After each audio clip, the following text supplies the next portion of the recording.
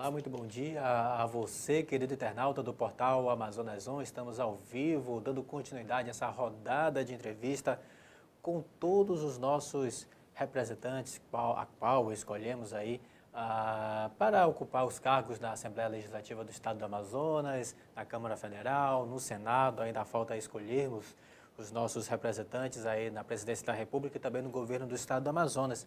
E hoje recebemos em nossos estúdios o delegado Pablo Oliva, do PSL, ele que concorreu ao cargo de deputado federal e foi o segundo mais votado, delegado. Graças Deputado, a Deus. seja bem-vindo ao Portal Amazonas On. Muito obrigado, bem-vindo a todos os internautas aí. É sempre bom voltar aqui, já me sinto em casa já. Muito obrigado.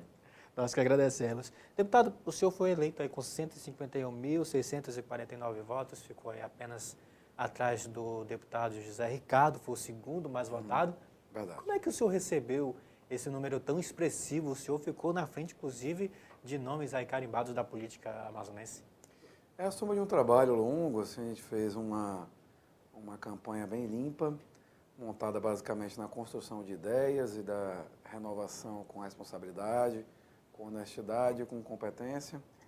A população aceitou essa proposta nova e nós tivemos essa votação expressiva que demonstrou a indignação dos políticos com o modelo tradicional de política. Todo mundo já não aguenta mais a política que existe no Brasil e tem esperança de que novos nomes, novas pessoas que tenham credibilidade, que sejam conhecidas pela população, pelo seu trabalho, possam representar agora na política o melhor o Amazonas, né? Melhor os amazonenses. O senhor é delegado, tivemos também um capitão, que foi o capitão Alberto Neto, também eleito deputado federal. Como é que o senhor vê essa situação? Tivemos também nomes no cenário aqui do Amazonas, na Assembleia Legislativa do Estado do Amazonas, de pessoas ligadas à segurança pública que também foram eleitos. O eleitor está preocupado muito com a segurança pública. Essa vai ser a linha de atuação lá na Câmara Federal? Por isso que a eleição ocorreu dessa forma? A eleição ela ocorreu, as pessoas escolheram os representantes da segurança pública não só pelo fato da necessidade da maioria na segurança pública, mas sempre que são pessoas gabaritadas, gente que já está colocando a sua vida em risco há muito tempo pela população, gente que tem proposta, gente que tem capacidade, porque é interessante a população escolher um cara que tem quadro, que tem estudo, que tem, assim, pode representar bem o eleitor, não só alguém que chega como um apresentador, como um cara que, sei lá, uma pessoa que às vezes não tem conteúdo para colocar, mas quando o cara tem conteúdo, quando ele tem uma coisa para agregar, aí isso é muito interessante, é muito importante. Então não é só a necessidade de segurança pública, mas sim a necessidade de estarmos bem representados. Então a população procurou gente que tem idoneidade, gente que tem a ficha limpa, para que possa representá-los. No universo ou um tempo atual que se discute muito as lideranças femininas, é uma pergunta que eu faço, é inédita, inclusive, para todos que já vieram aqui, eu faço para o senhor. Não tivemos nenhuma mulher eleita deputada federal. Tivemos várias disputando esse cargo, mas não tivemos nenhuma eleita. Como é que o senhor enxerga essa situação das mulheres que elas não vão ter, por exemplo, uma representatividade feminina lá na Câmara Federal? É uma pena, a doutora Conceição Sampaio estava lá, né? Ela chegou até bem próximo de se eleger e essa escolha está nas mãos do eleitor. É importante também que as mulheres elas se voluntariem a ser candidatas mais também. A legislação ela praticamente obrigou os partidos a colocarem mulheres candidatas e a maior parte do eleitorado feminino ainda não coloca seus nomes à disposição da população. É importante que as mulheres, aí você que é mulher, que acredita que pode ser uma boa representante do nosso povo no Amazonas, da nossa cidade de Manaus, agora em 2020, nós temos eleição para vereador. Inclusive o convite fica aberto, venha para o PSL, é um partido que está alinhado ao presidente Bolsonaro, que tem valores da família, que prega pela segurança das pessoas, que prega pela diminuição dos impostos. Você que acredita nesse liberalismo econômico que o PSL traz como bandeira e vai empregar a partir de 2019 agora, se Deus quiser, com a eleição do nosso presidente Bolsonaro e a partir da plataforma que eu tenho também, de governabilidade, vamos ajudar o nosso Brasil, o nosso Amazonas, a entrar nos eixos nesse sentido. Vem com a gente, você que é mulher, você que é jovem, vem com a gente, entra no PSL e vamos mudar nosso Amazonas, nosso Manaus, nosso Brasil. Como é que vai ser a sua linha de atuação? Sabemos que a segurança pública vai ser um tema bastante debatido lá, mas como é que vai ser a sua linha de atuação voltada para o estado do Amazonas? Olha, o Amazonas tem muito a crescer ainda. Nós temos um estado que tem o interior dele carente, dependendo de muita ajuda do Estado, do poder público. Nós precisamos que o nosso homem do interior se desenvolva e desenvolva a riqueza que existe em cada lugar. Nós temos riquezas minerais, nós temos riquezas na fauna, na flora, que podiam ser bastante exploradas e não são por conta de entraves aí, ambientais, de algumas coisas que às vezes já chegaram no limite de colocar o homem refém da natureza. A gente tem que trabalhar a natureza de uma maneira sustentável e responsável, mas temos que garantir que a nossa população tenha condição de sobrevivência. Então o homem do interior, ele quer trabalhar, ele tem a vontade de desenvolver, de crescer, e às vezes não consegue. Então, a ideia do presidente Bolsonaro e a minha ideia enquanto representante dos amazonenses é de permitir que a gente possa explorar de maneira sustentável e responsável o nosso estado, as riquezas que existem aqui. Além disso, nós temos uma Zona Franca de Manaus forte, mas que hoje agoniza por falta de empregos. Chegou-se a falar até que não haverão mais representantes da Zona Franca de Manaus, é uma bobagem.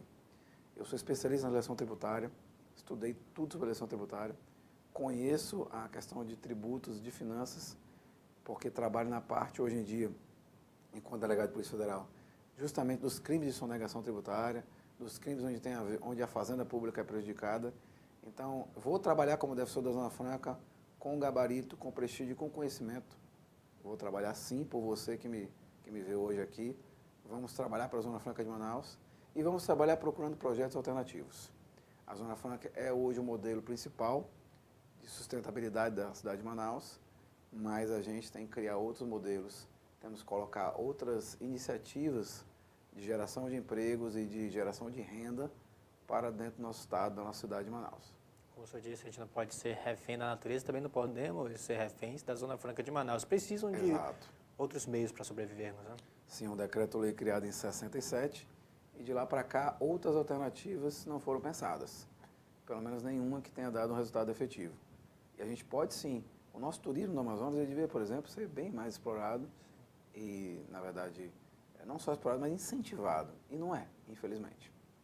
Temos parques que podem ser construídos, atrair os turistas mais para cá, utilizar bastante a nossa floresta, a nossa fauna. Vários outros meios de captação de recursos e que tragam empregabilidade à população. Delegado, Manaus viveu, na verdade, está vivendo uma zona de terror e caos na área da segurança pública. Nós tivemos aí o caso de uma loteria no bairro da Glória, que foi assaltada, tivemos uma morte de bandidos, depois tivemos outra loteria assaltada, que teve um desfecho aí ruim para os bandidos, mas bom para os reféns que estavam lá. Graças a Deus, ninguém saiu ferido das pessoas que foram feitas reféns, que fizeram o escudo humano. Ontem tivemos uma chacina na cidade de Manaus também. Como é que vai ser discutida essa questão da segurança pública? A segurança pública está, podemos dizer, falida aqui no estado do Amazonas? Olha, eu acho que a segurança pública pode melhorar muito. Acredito que os governantes, nenhum deles queira que a segurança pública esteja ruim, mas a gente tem que passar do discurso e começar a trabalhar ações efetivas. E não só ações efetivas para já. Todo mundo acha ou entende que a segurança pública é um problema de polícia. Pois eu estou há 11 anos na polícia e vou dizer para vocês, a segurança pública é um problema da sociedade. É um problema de distribuição de renda, é um problema de falta de educação, é um problema de falta de oportunidades. Ainda enquanto era candidato, me perguntaram por que um garoto de 15 anos, de 14, 16 anos, ele entra para o tráfico de drogas. E eu disse com muita propriedade, por quê? Porque eu conheço a realidade da nossa cidade de Manaus e do tráfico no estado do Amazonas, até no Brasil inteiro, que já trabalhei no Brasil todo. O problema é que um garoto de 15 anos de idade, ele vê o pai dele trabalhar a vida inteira e não conseguir pagar as contas, e ele olha o traficante do lado, na esquina, com 3 meses vendendo droga, comprando uma moto nova. Com 6 meses vendendo droga, esbanjando dinheiro. Quem você acha que vai virar o herói dele? Enquanto você não der oportunidade para as pessoas, o tráfico vai continuar cooptando pessoas, o tráfico vai continuar levando gente para o lado errado, a criminalidade vai continuar alta, porque as pessoas não têm oportunidades. Então, não pode só criar políticas de segurança pública no sentido de colocar a polícia na rua. É preciso gerar mais empregos, é preciso distribuir melhor a renda. É um trabalho para ser feito de tamanho macro, né, maior. E o governo federal tem participação nisso, serei vigilante nisso. Já falei para o meu presidente Bolsonaro, que vai, se Deus quiser, ser eleito agora no dia 28, com a ajuda da população do Amazonas, você que nos ouve aí, vamos lá, dia 28 a 17, conto contigo. Então, a gente precisa que o nosso governo federal interfira nessas áreas, interfira na educação da nossa população. É um dado estatístico, matemático, e qualquer um que entende um pouquinho de dados de matemática pode concordar comigo. É só você pensar que os nossos criminosos, eles entram na criminalidade com 18 anos, quando eles passam a ser maiores, e normalmente, por vários motivos, quando chega aos 28 anos, esse indivíduo que entrou no crime, ele já saiu da criminalidade, ou foi preso, detido, pagou com a vida, enfim, aconteceu alguma coisa. Então nós temos um hiato mais ou menos de 10 anos. Se você começa a trabalhar uma criança de 8 anos de idade, quando chegar com 18, o que vai acontecer com a criminalidade? Ela vai ter desaparecido. Quando ela chegar com 18 anos de idade, aquele bandido que está com 28 já está saindo. Nós temos que trabalhar nossas crianças. A gente tem que trabalhar o futuro. Para que a gente não fique só agora reprimindo assalto em loteria, indo atrás de homicídio que acontece na cidade. Tem que reprimir isso aí? Tem. Mas tem que fazer um trabalho de longo prazo. As medidas paliativas, elas são importantes. São, porque a criminalidade não vai desaparecer. Sim, acho que com certeza o senhor lá na Câmara Federal vai lutar por escolas, pela escola de tempo integral, são projetos que o senhor vai lutar lá na Câmara Federal? Sem dúvida, projetos para o futuro. O futuro do nosso amazonense está em jogo. A gente tem esse mandato de 4 anos e é um mandato que a gente pode fazer muita coisa e já pensar em projetar o nosso Amazonas para os próximos 10, 20 anos. Eu tenho uma filha de 9 anos de idade e eu estou tão preocupado quanto você que nos assiste hoje, que tem filhos menores, que tem netos, que tem irmãos, que tem gente aí da sua família que ainda vai viver um futuro. A gente está preocupado com isso. Está preocupado que esse futuro dessas crianças, dessas pessoas seja melhor. O que fazer, delegado? A gente sabe que a criminalidade está ligada diretamente ao tráfico de drogas. Sim. O que fazer para a gente evitar essa entrada das drogas no estado do Amazonas? É uma rota bastante utilizada ali na Tríplice Fronteira. Como fazer para combater essa entrada da droga no estado do Amazonas? A segurança lá diz que muitos que a gente já entrevistamos aqui, delegados inclusive, falam da dificuldade de controlar essa situação lá pelo efetivo. Difícil. O efetivo é pouco também.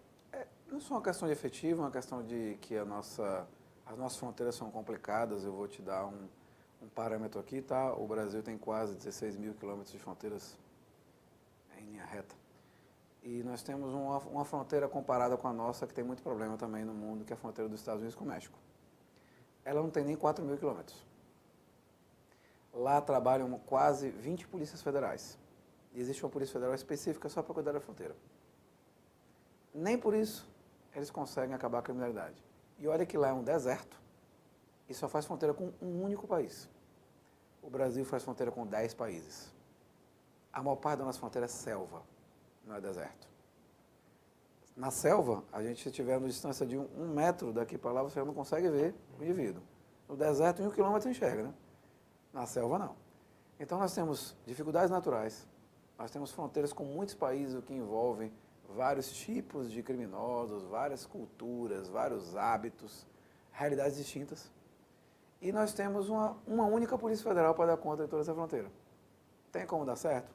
Não. Se os americanos lá não estão conseguindo, a gente vai conseguir aqui? O que a gente vai conseguir fazer é mapear as nossas fronteiras melhor quando a gente tiver o envolvimento das Forças Armadas no processo, que hoje em dia elas não atuam diretamente ainda, elas só atuam com autorização presidencial, é uma coisa que precisa mudar, e a gente tem que criar novos mecanismos de ação naquelas áreas. Porque a gente usar a mesma fórmula várias vezes, o bandido também não é bobo, ele já vai aprender como funciona.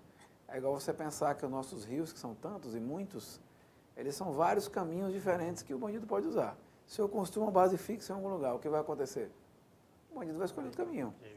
Então, a gente tem que criar novas alternativas, pensar em meios móveis, pensar em polícias diferentes, pensar na participação das Forças Armadas, pensar nos acordos internacionais que o Brasil não vem fazendo com outros países para combater a criminalidade. Tá? É preciso conversar com a Colômbia, com o Peru, para que essa integração de polícia, de segurança pública e de Forças Armadas aconteça. Então, tem muita coisa para ser feita. Você acredita que a política da boa vizinhança do Brasil ela acaba atrapalhando interação com os outros países? Boa vizinhança é bom. O que a gente precisa só é discutir, além da boa vizinhança, como combater o crime. Infelizmente, o crime que vem de outros países para cá, não fomos nós que criamos. O Brasil não produz droga. Aonde há produções de droga, que ainda é de epadu, de maconha, outra coisa, era no Nordeste. Aqui no nosso Amazonas não há produção. Se existe, é muito pequena. Não dá para comparar com a Colômbia e o Peru. Então, nós somos passagem da droga deles.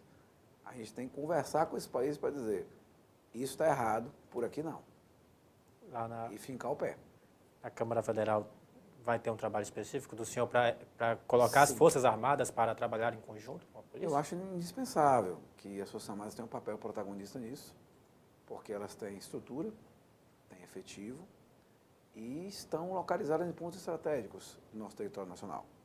Não só aqui no Amazonas, mas como em outros locais da fronteira do Brasil, há muitos batalhões do Exército, destacamentos da Marinha e da Aeronáutica que podem atuar, sem dúvida, no combate à criminalidade e auxiliando as polícias naquilo que for necessário. Deputado, o senhor participou da Operação Lava Jato também, fez parte também da operação, uma das maiores operações que aconteceu no Brasil, prendendo aí vários corruptos, inclusive. Como é que o senhor enxerga o atual cenário da política brasileira? O perfil mudou, as pessoas estão mais atentas depois da Operação Lava Jato? Teve uma mudança de mentalidade? A mudança já se mostra nas urnas aí. Nós tivemos uma renovação só na Câmara Federal de quase 50% de parlamentares. Então, a metade dos que estavam lá, e muitos deles que eram envolvidos em escândalos de corrupção, a população já fez o seu papel, que eu pedi tanto, com graças a Deus, eu fico feliz que tenha acontecido. Muitos não voltaram.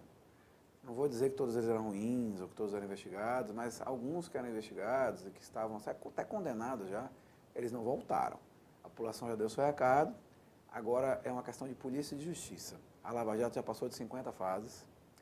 Nós ali já conseguimos, através não só de Curitiba, mas do Rio, São Paulo, Brasília, onde a Lava Jato se desdobrou, já conseguimos investigar, prender muitos criminosos e o trabalho não para. Agora, como deputado federal, vou brigar para reestruturar a Polícia Federal, porque acredite, a gente não faz mais porque não tem. Se tivesse mais efetivo, mais recursos, mais estrutura, sem dúvida a Polícia Federal faria mais. É por isso que anda a passos pequenos, por enquanto, o nosso cobertor é curto. Quando a gente puxa de um lado, descobre do outro. Então, nós temos muitas funções, várias atribuições. A Polícia Federal combate tráfico de drogas, crimes ambientais, crimes cibernéticos, guarda essas fronteiras, toma conta da segurança dos aeroportos, da segurança viária, toma conta de questões indígenas, resolve questões de conflitos de terra onde tem interesse da União, trabalha com a segurança privada, trabalha com a segurança de produtos químicos, trabalha com um sem número de coisas, crimes que têm interesse da União, de sonegação tributária, o combate à corrupção. É muita coisa para uma polícia só. Como eu falei no começo, os Estados Unidos têm 20 polícias federais. E nós só temos uma. E a gente faz todo esse trabalho. Então é necessário que seja ou dividido esse trabalho, com a criação de novas polícias, ou então que se reforce o efetivo da Polícia Federal. E se reforce a estrutura. Nisso eu vou brigar, tenho certeza. Concursos públicos dirão, coisas do tipo? Concursos públicos, aumento de estrutura, capacitação dos policiais, não só na Polícia Federal, mas nas polícias civis e polícias militares. Porque hoje nosso policial militar, como você pontuou daquela situação lá que aconteceu aqui, nas loterias, ele é um herói do dia a dia. O nosso policial civil também é um herói do dia a dia que está o tempo todo colocando a sua vida em risco e muitas vezes sem ser valorizado de maneira devida. O senhor acha que o senhor falou dessa questão da polícia militar? O senhor acha que há uma inversão de valores? A gente vê de vez em quando algumas notícias que falaram policiais mataram bandidos. Acaba soando um pouco de forma ruim para a polícia. Às vezes a mídia não coloca de maneira que... como ela faz quando é com outras pessoas, né? Assim, quando um cidadão consegue se desvencilhar de um bandido e por alguma razão consegue reagir, a manchete que sai no jornal é cidadão se defende de bandido e consegue sair vivo. E quando é um policial mata inocente. Já sai assim, às vezes até de maneira bem tendenciosa. A mídia tem que entender que a polícia não é inimiga da sociedade. Os policiais não são inimigos da sociedade, pelo contrário. Eles saem todos os dias de manhã sem saber sequer se vão voltar. Eu sou policial há 11 anos, já coloquei minha vida em risco mais de uma vez. coloquei minha vida em risco porque prometi isso no dia em que entrei no concurso público. Fiz um juramento, onde eu colocarei minha vida em favor da sociedade. E os policiais, eles honram esse juramento todos os dias, na Polícia Civil, na Polícia Militar, na Polícia Federal. Vamos, nós, sociedade, apoiá-los. Porque eu costumo dizer, também dizia isso quando era campanha, me perguntaram por que a segurança pública do Brasil às vezes não funciona. Um dos papéis que a gente tem que fazer, não vou dizer que é a única coisa, mas o que é mais importante, é o cidadão entender que ele é parte da segurança pública. Quando alguém lá na Alemanha, se você sentar numa casa, eu trabalhei lá, se você observar e tiver um incidente no vizinho, você está aqui na sua casa, um cidadão comum está na sua casa, e digamos que, hipoteticamente, o marido começa a bater na mulher, sabe o que o cidadão faz lá? Ele pega o telefone e liga para a polícia. Ele diz assim, olha, estão atacando a minha vizinha aqui. Sabe o que o brasileiro faz quando ele vê a vizinha apanhando? Ele diz assim, isso não é problema meu. Ou filma. Ou então filma, não sei. Então, enquanto a gente não entender que nós fazemos parte da segurança pública, é nosso dever também garantir que a sociedade seja pacífica, garantir que as pessoas que cometem crimes sejam punidas. Então, alguém vê alguma coisa de errado, ao invés de comunicar às autoridades e ligar para a polícia e fazer alguma coisa, a pessoa diz, isso não é problema meu. É muito comum, eu não estou falando que isso acontece com todo mundo, tá? Não me interprete mal o que está vendo aqui, porque tem muita gente de bem e a maior parte das pessoas, elas querem sim que a sociedade dê certo. Mas tem muita gente que ainda olha para o lado e diz, isso não é problema meu. E quando isso acontece, a gente está incentivando a impunidade, está incentivando a criminalidade. Não vamos fazer isso. Vamos entender que todos nós somos parte da segurança pública e podemos garantir uma sociedade mais limpa e pacífica. Deputado, o PSL, o seu partido, ele fez 52 deputados federais na Câmara Federal. Como é que o senhor acha que vai ser o desempenho dos deputados do partido lá? Praticamente todo mundo é novo. São pessoas que vieram da segurança pública, das Forças Armadas, tem advogados, tem médicos, tem vários perfis diferentes, mas com uma única característica em comum. Todos são honestos e íntegros. O nosso partido ele faz um filtro antes do cara quer ser candidato para o PSL? Então chegue lá, traga a sua ficha limpa, venha lá, garantido que você, com o compromisso que você vai trabalhar pelo Brasil e pelo seu estado. E lá a gente só tem gente assim. Nós só temos políticos que não eram políticos, que agora se elegeram, a maioria deles nunca foi candidato a nada, como é o caso do seu amigo que vos fala aqui agora, nunca foi candidato a coisa alguma, e todos nós temos a intenção e vamos trabalhar para isso, para que o nosso Brasil seja um lugar melhor para viver. Você acredita que, no seu caso, e no caso das pessoas que nunca concorreram a um cargo eletivo e agora estão lá como deputados ou deputadas federais, reflete a atual situação que o país enfrenta? As pessoas tiveram um estalo assim de eu vou me candidatar porque eu quero mudar o nosso país? É verdade. Muita gente estava no seu trabalho, como eu estava, fazendo a minha parte, e alguns outros estavam lá nas suas funções também, fazendo as suas partes. E entendemos que por trás de toda grande mudança, o que precisa acontecer é a mudança política. Por trás de uma saúde ruim, de um colégio que não é aquele que a gente espera, da corrupção que toma conta do nosso país, tudo que está é a política. Então, se a gente pretende mudar isso de maneira definitiva, nós temos que mudar os nossos políticos. Porque são esses governantes que vão dizer o que fazer com o nosso dinheiro. São esses governantes que vão colocar os recursos nos lugares certos ou errados. Então, a gente tem que mudar a política. Fica a minha dica aí, esse ano nós temos segundo turno aqui no Amazonas, segundo turno no Brasil. Você quer um país melhor? Venha para o lado do certo, para o lado honesto. Escolha aquele que você acha que vai governar melhor. Porque a gente vai ter 4 anos aqui para frente. O PSL já se pronunciou a quem ele vai apoiar do segundo turno aqui no Amazonas? O nosso partido, através do Jair Bolsonaro, optou pela neutralidade. O Bolsonaro lá, nós tivemos uma reunião agora no Rio de Janeiro na semana passada, e o presidente disse que ele mesmo não iria tomar partido por nenhum candidato que não fosse do PSL no Brasil. Então ele deixou à vontade o eleitorado para escolher. Nós seguimos a mesma diretriz aqui no Amazonas, apesar do Jair Bolsonaro ter liberado os candidatos para fazer apoio àqueles a quem achasse melhor. A gente está em conversa com os candidatos, mas o que é importante é que ambos estão apoiando o Bolsonaro, não sei se você percebeu. Tanto o candidato à reeleição como o candidato novo, ambos estão apoiando o Bolsonaro, o que é muito bom, o que a gente entende que é uma melhora já para o nosso estado do Amazonas. E como é que está o trabalho dessa campanha do segundo turno para o candidato Jair Bolsonaro aqui no estado do Amazonas? No domingo eu já saio em viagem, já saio daqui. Esses dias agora eu tenho conversado com as lideranças do interior do estado do Amazonas e as lideranças aqui em Manaus, que ajudaram na campanha, que distribuíram material, que foram atrás de garantir que o presidente tivesse uma votação expressiva aqui no nosso estado. E nós vamos agora percorrer o interior. A partir de domingo eu já saio em viagem, uma viagem onde eu vou rodar São Gabriel da Cachoeira, Tabatinga, Humaitá, Maués, Parintins, Apuí, os grandes municípios do Amazonas, a gente deve passar por eles. Não vamos conseguir passar em todos, nosso estado é muito grande, mas vamos sim passar em vários deles para poder passar a mensagem, deixar a mensagem do nosso presidente Bolsonaro, trazer a população para essa luta aí, que é uma luta de todo brasileiro, e garantir que no dia 28, o 17 está em primeiro lugar. A conversa que vocês tiveram com o candidato Jair Bolsonaro, Sim. Foram vários representantes do PSL, inclusive, que ganharam as eleições aqui. Você pode divulgar para a gente alguns pontos dessa conversa que teve com o candidato? O que teve mais importante na conversa é a gente situar que o Amazonas ele precisa de uma atenção especial. Nós levamos ao presidente Bolsonaro várias demandas que a gente tem aqui no Amazonas, como a gente já falou de algumas aqui, que é o investimento no interior do Amazonas, que é a reoxigenação da Zona Franca de Manaus. A Zona Franca precisa hoje atrair novas empresas que sejam diferenciadas, empresas que produzam tecnologia de ponta, porque esse é o futuro da indústria. Então, a gente levou propostas para ele para a reformulação da Zona Franca. E falamos também de outros pontos aqui que são interesse de todo amazonense. Por exemplo, falei com ele, presidente, todo amazonense quer a BR-319. Vamos fazer a BR? Aí ele, vamos descobrir o que está travando a BR.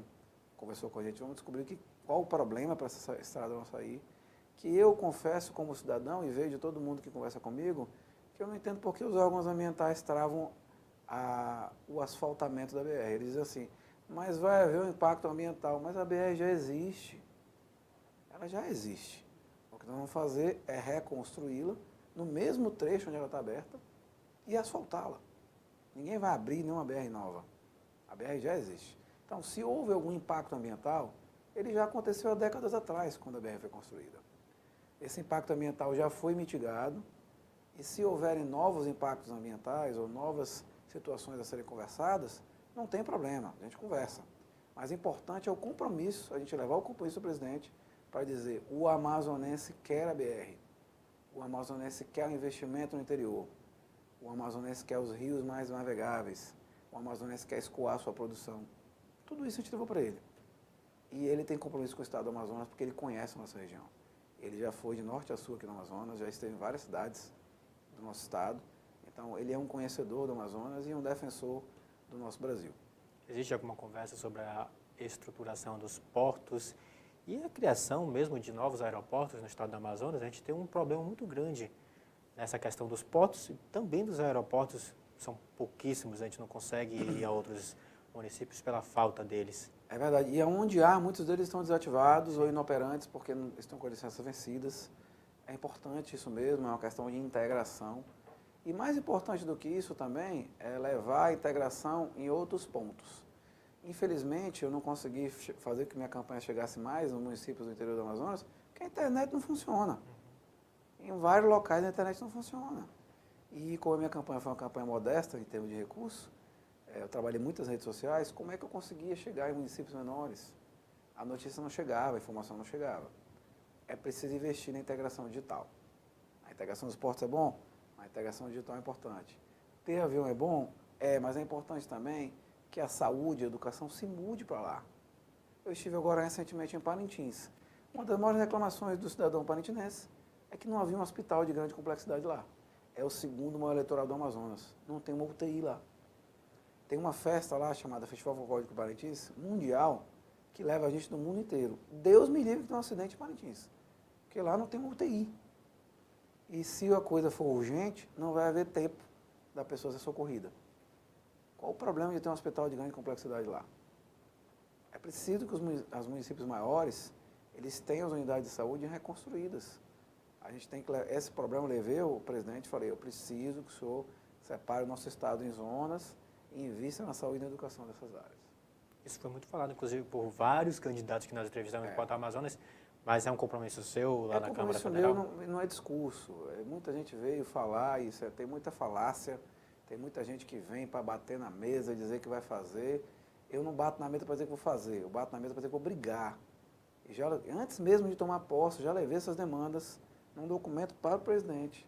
Falei, presidente, eu quero o seu compromisso e que o senhor vai investir no Amazonas. E saí de lá feliz porque tem um compromisso dele. Deputado, nossa entrevista chega ao fim. Desejamos ao senhor todo o sucesso, toda a sorte na Câmara Federal para que o senhor seja um representante que lute por todas as questões referentes ao estado do Amazonas. Eu que agradeço, é muito bom estar aqui de novo. E a gente está à disposição, as pessoas que quiserem falar comigo, mandar informações, entre na nossa página de Instagram e Facebook, Delegado Pablo. Você vai me localizar lá, siga, curta a página, mande suas dúvidas, mande suas sugestões e ajude a gente a fazer um mandato participativo. A minha intenção é que todos os amazonenses tenham participação nessa nova gestão, nessa nova legislatura que eu vou fazer aí, daqui começa em 2019, e a gente pede a participação de todos para que seja o mais exitoso e o que dê mais certo possível. Muito obrigado, me siga lá, Instagram e Facebook, Delegado Pablo. Muito obrigado. Mais uma vez, muito obrigado, delegado Pablo Oliva, do PSL, foi o segundo aí na posição de candidatos que foram eleitos ao cargo de deputado federal. Essa entrevista você pode rever em nosso Facebook e também em nosso site no amazonas1.com.br. Portal Amazonas 1, informação com qualidade.